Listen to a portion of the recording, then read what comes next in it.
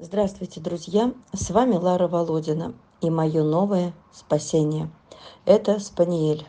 Знакомьтесь, настоящий, породистый, не молодой уже, а значит бывший домашний. Стал ненужным, выкинули.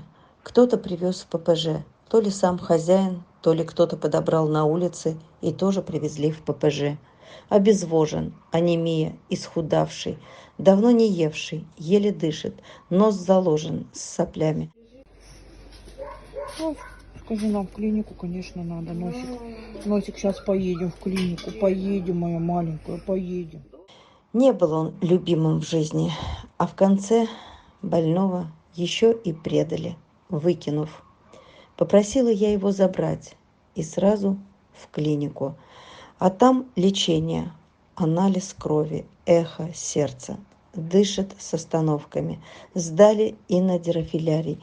Друзья, если мы его обследуем, точнее оплатим расходы в клинике и привезем в Москву, то здесь его смогут забрать в надежные руки, в семью, где уже есть 2 стареньких спаниеля. Только вот нам надо оплатить расходы в клинике, его ежедневно возят в данный момент на процедуры и лечение, чтобы подготовить к перелету и оплатить саму дорогу.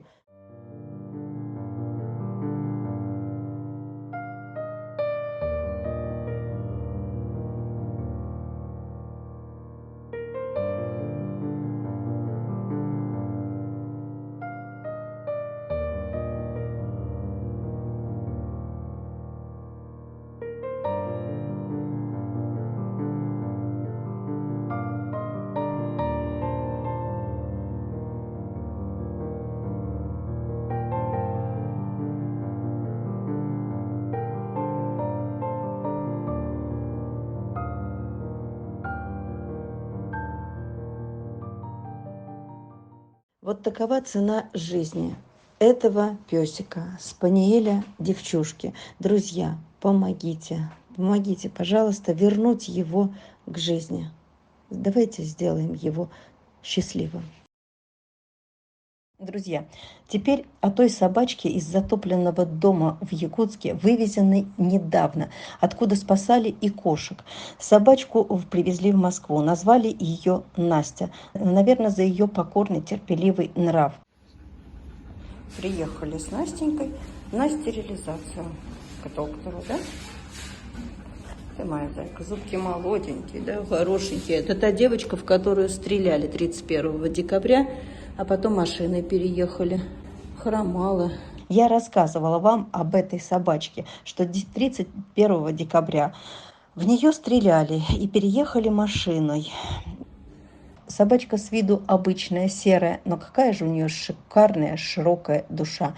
Она все понимает. Она терпеливо жила в комнате по пузо в воде, дрожала и молчала. Негде ей было стоять и лежать. В доме были все некастрированные кобели. Не хватало только щенков родить в этом болоте. По прилету я тоже не смогла быстро стерилизовать из-за отсутствия денег. Но откладывать дальше некуда. Из-за течных сук драки между кобелями случаются. Дерутся не на шутку. Вот в данный момент стерилизовали сразу 3.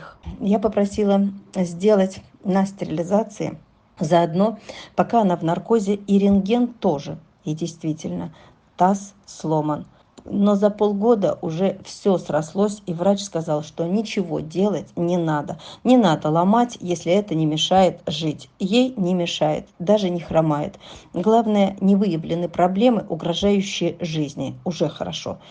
И все в долг. Сроки оплаты в клинике дали 3 дня. Помогите, пожалуйста, оплатить. Мы сотрудничаем с этой клиникой. Мне нравится, как этот доктор оперирует, да еще и по волонтерским ценам со скидкой. Не хотелось бы портить отношения, как с поставщиками корма. Друзья, помогите, пожалуйста. Действующие карты в конце ролика.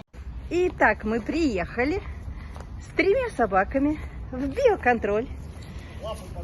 Дай лапу, спасибо, спасибо тебе, поздоровалась ты когда? Конечно, сейчас, молодчинка, чистенькая, помыли тебя, ты моя девочка, как ты со слезками сидела в ППЖ, как ты сидела, помним мы тебя, помним, моя хорошка, помним, ты моя зайка. Ты моя зайка. Годика 4 тебе. Так, и Любава, и вся извертелась. Как ты замерзала, а? Как ты замерзала, беременная? Ну-ка, рассказывай, как ты замерзала? И вот ты у нас, и вот ты у нас. Ищем вам домики. А третья собака в машине, да? Просится тоже. Просится. Приехали в биоконтроль. С анализами. Так. И третья, разговорчивая. Где она у нас? Ты мой сладкий. Брайт. Ну что случилось?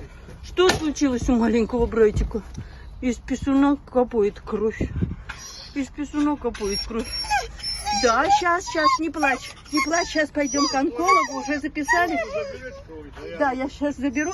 И давайте мы тогда с 3, наверное, что ли? Или как быть? Ну, жарко там сидеть им. Ну, пол-гектара она покапывает, понимаете? Мне надо Да, давайте отпишу, что читаю. Друзья, надо оплатить за стерилизацию и рентген. Слишком много у нас таких, которые в долг. В долг операции, в долг корм. Помогите. Я вязну в этих долгах. Друзья, помогите, пожалуйста. Действующие карты в конце ролика.